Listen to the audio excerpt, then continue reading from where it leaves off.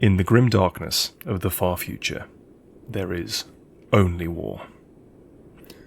I suspect most of you watching are familiar with that phrase, but what you may not realise is there's actually a grimmer, darker darkness beneath it.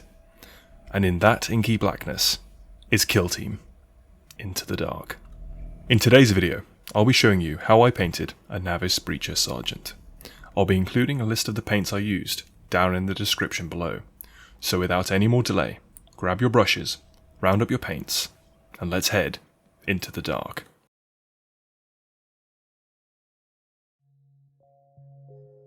I first primed the model in Chaos Black, then gave it a second lighter spray of Corax White from above. We're starting the trousers with a base coat of Deathcore Drab. It's going to take at least 2 to 3 layers of this to get a solid colour, so keep them thin.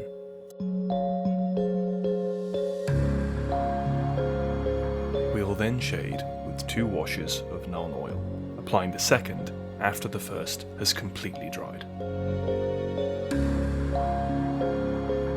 The next 3 steps are all layering. The first is Deathcore Drab, the second a 1-to-1 mix of Deathcore Drab and Stormvermin Fur, and the final is pure Stormvermin Fur.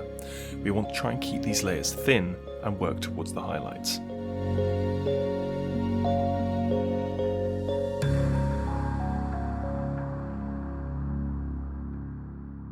We can finish the trousers with a dot highlight of Dawnstone.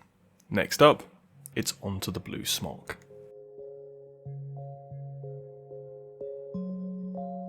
Another simple step here, this time with Kantor blue, but the real trick is keeping layers thin to achieve a nice, smooth finish. Once the Kantor blue is dry, we wash all over with Nuln Oil, making sure to watch out for pooling. We're going to finish the uniform with another step of 3, this time edge highlighting, which is going to be focused on the folds and edges of the blue uniform. We're going to start with Calgar blue with just a touch of Kantor blue mixed in, then pure Fenrisian grey, and a final very light highlight of blue horror on the sharpest points on the uniform.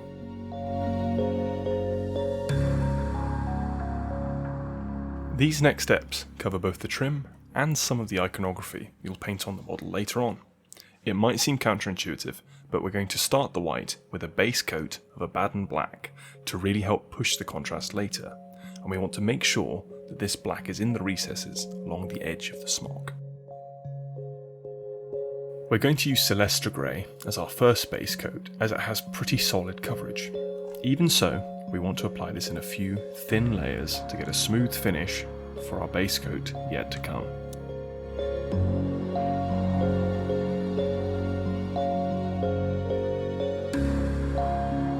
Next up, we'll be base coating all the same areas, this time in blue horror.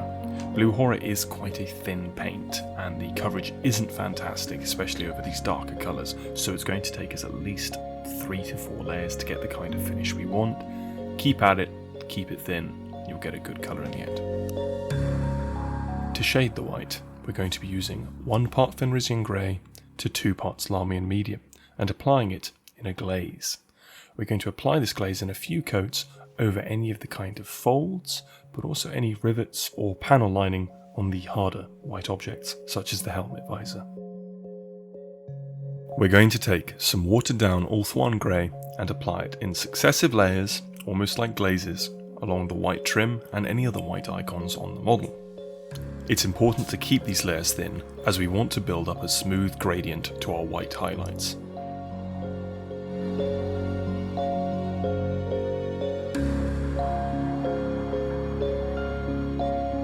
We're now going to finish all of the white areas with a highlight of white scar. Depending on which section of the model you're highlighting, you might want to use a dot highlight or an edge highlight.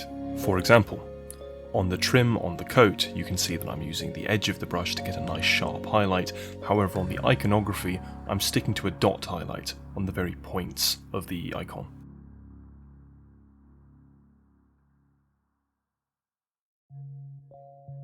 We'll be tackling the brass armour next, and Although the finished colour is Sycorax bronze, I found that the coverage of this left something to be desired, so for the first 2 base coats I actually mixed in a bit of Balthasar Gold to help the coverage, and then I finished with a further 2 layers of pure Sycorax bronze over any areas of the model I wanted to be brass. We're then going to shade the entirety of the brass areas with a Reichland Gloss Flesh shade, making sure that we aren't spilling this onto any of the areas we've already painted.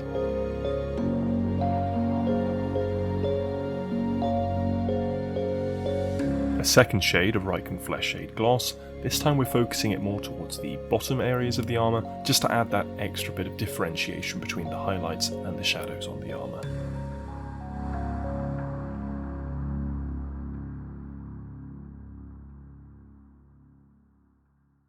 We're then going to dilute Rhinox Hide with just a touch of Lahmian Medium.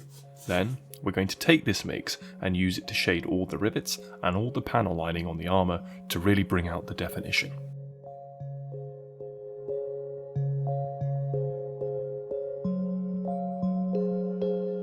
To bring back some of the shine on the armour that we lost with the previous shades, we're going to be using Sycorax Bronze once again, this time picking out any of the raised areas, particularly around the collar, on the chest plate, and on the van braces. You can really choose whichever areas you want for this, but I like to stick to the sharp detail.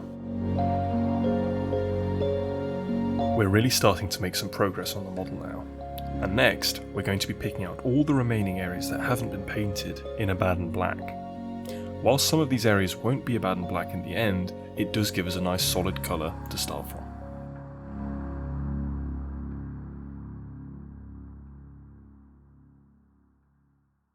You can see all the areas we picked out, notably the ribbing at the joints and all the leather and belts, which is what we're going to be covering next. The leather pouches on the model and the belt itself will be receiving 2 edge highlights, the first, Stormvermin Fur, and the second, of Dawnstone. Try and use the edge of your brush wherever possible here to make it a bit easier to get nice, sharp lines.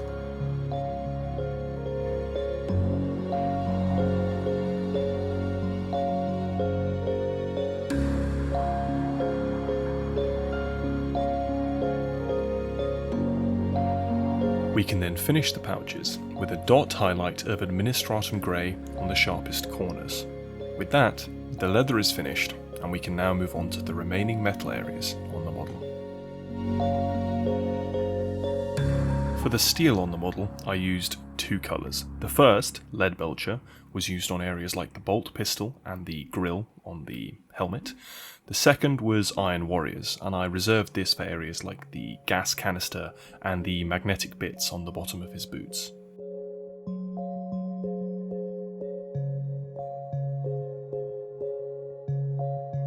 As a quick note, I base coated the grenades in Castellan Green, the belt buckle in Balthasar Gold, and the handle of his sword in Rhinox Hide.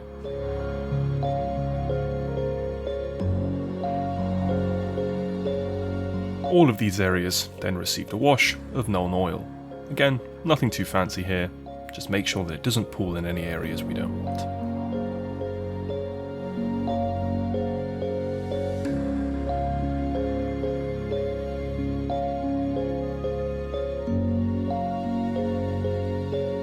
The black casing on the model, both on the pistol and the gas canister on his back, received 2 edge highlights, the first of Mechanicus Standard Grey and the second of Administratum Grey. These black areas were then finished with a dot highlight of pure Ulthuan Grey. This went on any areas such as the sharpest corners on both the pistol and the canister, and any rivets found on either. With that, the black is finished, and we're moving on to the red lenses. The red visor and the red iconography on the model were painted very similarly. However, we're going to start by base coating just the visor in a 50-50 mix of Khorne red and Abbadon black.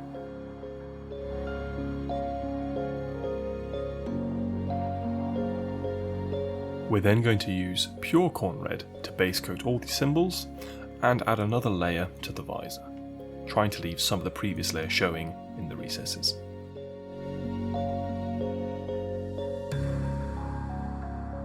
We're going to start highlighting now using Mephiston red. We're going to focus this on the outer points of the compass symbols and the outer edge of the visor. Another highlight, this time smaller and with Evil Sun Scarlet. And now a dot highlight with Troll Slayer Orange, focused on the very sharpest points of the compass.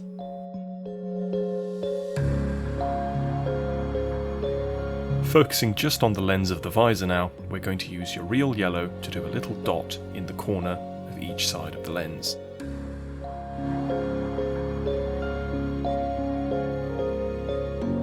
And to finish the lens, in much the same way as before, we're going to be using white scar as a dot in both the left and right corners of the lens to finish it. For any areas of the model we want painted silver, we'll be base coating in Ironbreaker.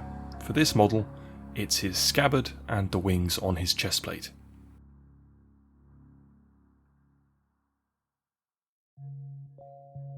We're then going to shade these areas with diluted Drakenhof Nightshade at about a 50-50 ratio to Larmian Medium.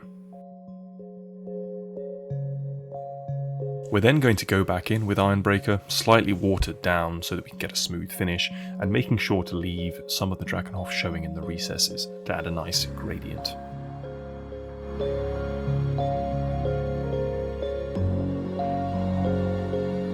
It must be said that this Navis Breacher Sergeant is possessed of a surly, yet undeniably handsome visage, but my camera decided that I wasn't allowed to share this information with the world, and ate the footage, so the clips you're about to see are all that remains.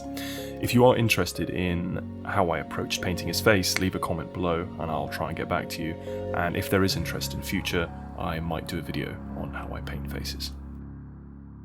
After applying a matte varnish, I went back in on the model with Vallejo Model Air Aluminium, though Stormhost Silver would work just as well, and picked out all the rivets and sharpest points on the metal areas that we have painted.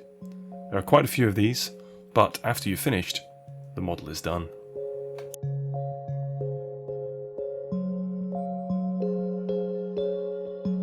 This sergeant is ready to lead his squad deep into the Gallowdark, and, Emperor willing, find victory rather than death. If you found this video helpful, and you're interested in more Kill Team content, please subscribe, as I'm intending to cover the Kroot Mercenaries next. I was trying out some new things in this video, and would love to hear your thoughts on how they turned out. If you loved it, or hated it, please let me know down in the comments below. Thanks for watching, and I'll see you in the next video.